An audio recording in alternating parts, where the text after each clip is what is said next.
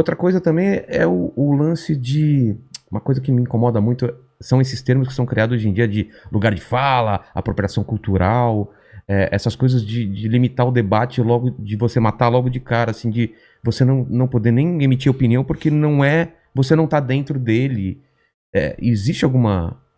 No começo era uma coisa que começou como uma coisa boa e depois veio pra isso? De onde vem isso? A teoria, isso tudo vem da tradição de esquerda pós-anos 60, pós a derrocada moral da União Soviética, porque ela só vai derrocar de fato politicamente no final dos anos 80. Mas, em meados dos anos 60, já desde 56, 57, a União Soviética, ela meio que tem as suas baixarias expostas, como uma ditadura extremamente cruel, violenta, e grande parte da intelectualidade ocidental era comunista, ou socialista, ou simpatizante. Então, na França, que no pós-guerra era sem dúvida nenhuma o centro disso, dessa intelectualidade, a esquerda começa a migrar para um debate cultural e para de querer destruir o capitalismo. É o marxismo cultural? Ou... Não, o marxismo cultural é uma expressão meio que inventada. Ah, tá, não é? Né? Não, é uma virada da esquerda em direção ao debate cultural de comportamento. Tá. É daí que inventaram a história do marxismo cultural como um conceito, mas isso nunca existiu do ponto de vista do debate da esquerda enquanto tal. Né? Eu digo o nome marxismo cultural. O que a esquerda fez foi abandonar o debate econômico, porque inclusive perdeu a guerra para o capitalismo, digamos assim. Não tinha nem como sustentar, né, o argumento. E começou a discutir questões de raça, de identidade sexual e preconceitos. Isso é que a gente chama de questões culturais. Ou surgiu isso? Não. Alguém isso foi pensado. Isso? Isso foi pensado. Isso foi pensado primeiro pelos franceses, né? E depois pelos americanos, onde os franceses, inclusive, fizeram muito sucesso. Bom, e aí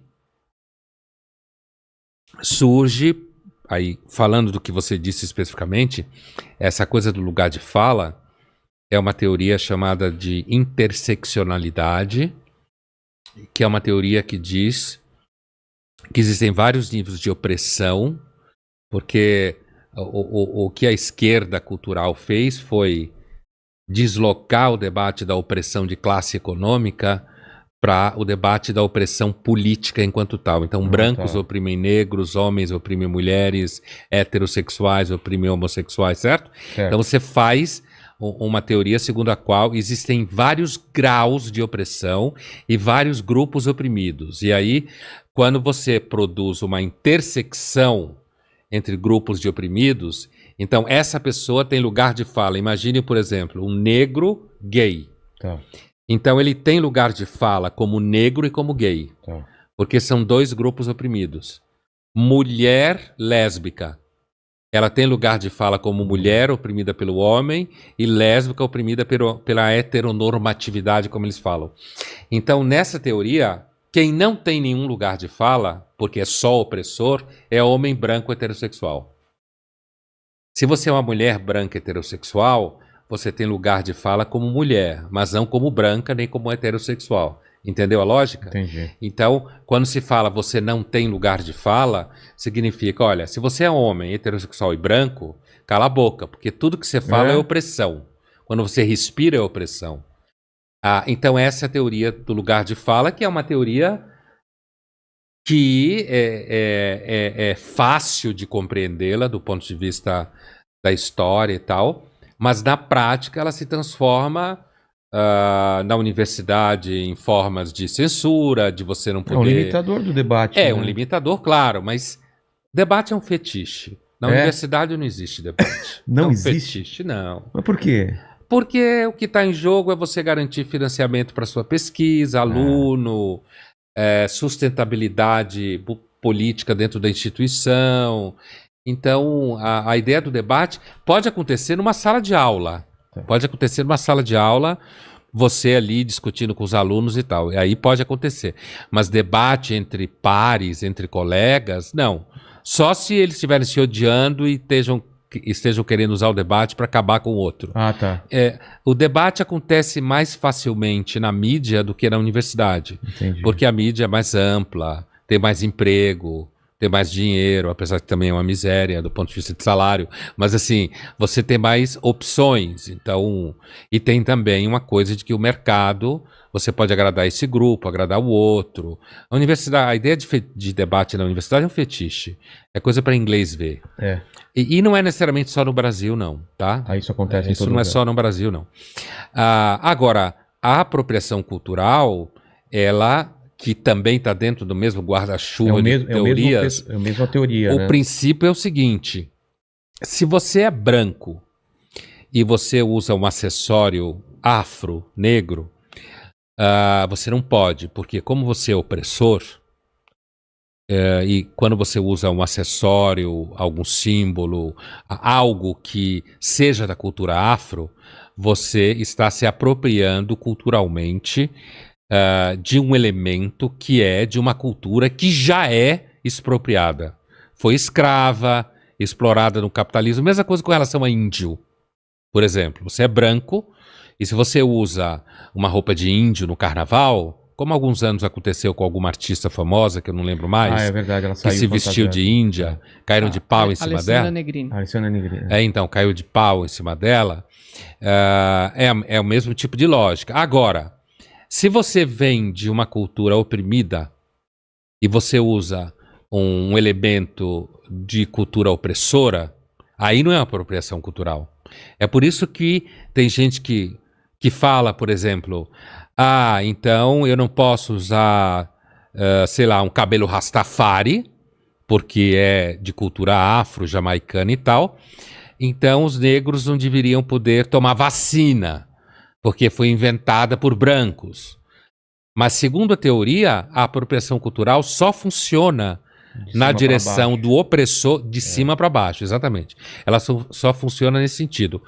E é claro que dá para entender a teoria, mas na prática ela é um pouco... Imagina pessoas que frequentam o terreiro de candomblé que são brancas, elas estão se apropriando culturalmente. Então, esse debate da esquerda cultural acaba sendo uma coisa meio asfixiante. Eu preferia a esquerda que queria acabar com o capitalismo. Exato, né? Dá a impressão que estão escolhendo umas brigas tão pequenas para... É que nem a linguagem neutra. Será que essas lutas... Então é o fim da picada. São essas lutas que a gente precisa brigar agora? Não tem coisas muito maiores que tem realmente gente morrendo, gente sendo oprimida de verdade mesmo? Não é mais importante do que menine ou menina ou menino? Não sei. Essa discussão parece um pouco coisa de menino de classe média alta, né, que faz curso de humanas, né? Parece um pouco... Tem muito tempo sobrando. Uma coisa assim meio... Tem boleto pra pagar. Então. Eu sempre fico com uma certa suspeita disso daí. Agora, é claro que você tem... Eu lembro de um caso na Inglaterra, alguns anos atrás, que você tinha um grupo... meninas que foram usadas em festas, menor de idade e tal, e isso foi feito num grupo de imigrantes na Inglaterra, de um grupo específico, e isso ficou rodando um pouco mais de 10 anos, porque havia toda uma preocupação da polícia não ser acusada de ser preconceituosa e tal. E se você perguntar para muitas feministas inglesas de então, ou mesmo não inglesas, brasileiras, por que o movimento feminista não foi para cima disso, você pode escutar coisas como a aplicação da teoria da interseccionalidade. Então, se o grupo etnicamente é muito oprimido, então você não pode, mesmo sendo uma questão que toca mulheres, criticar esse grupo. Nossa, que absurdo. Então isso vira uma espécie de geometria paranoica. Parece um jogo quem pedra ganha da tesoura, tesoura ganha do papel. Então, só que no cenário de paranoia, né? Mas o problema é que ninguém sabe. O capitalismo não tem competição, né? Como assim? Não tem sistema. O socialismo visava superar o capitalismo com produção econômica e faliu. Faliu, né? Então não tem muita opção, assim. Não tem outra coisa que surgiu não que tem possa outra bater. coisa. Entendi. Não tem como você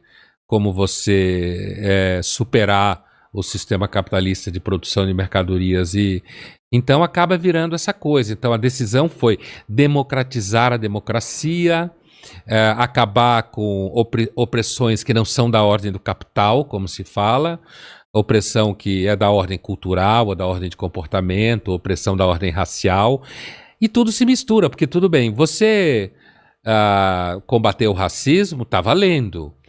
Agora, de repente você dizer que um grupo tal não pode frequentar uma religião X, então fica complicado o problema. Isso que eu quero dizer, você acaba ficando uma geometria paranoica, porque...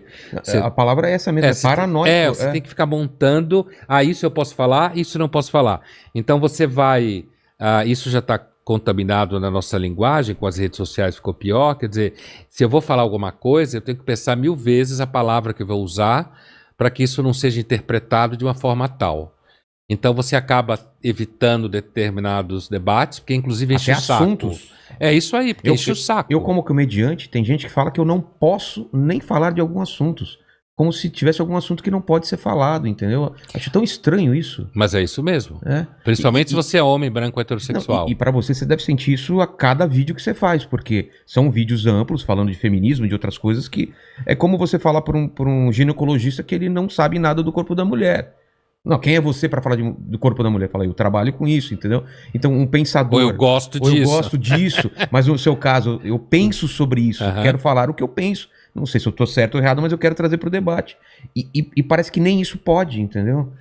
Isso tem a ver com a teoria do lugar de fala, né? Exatamente.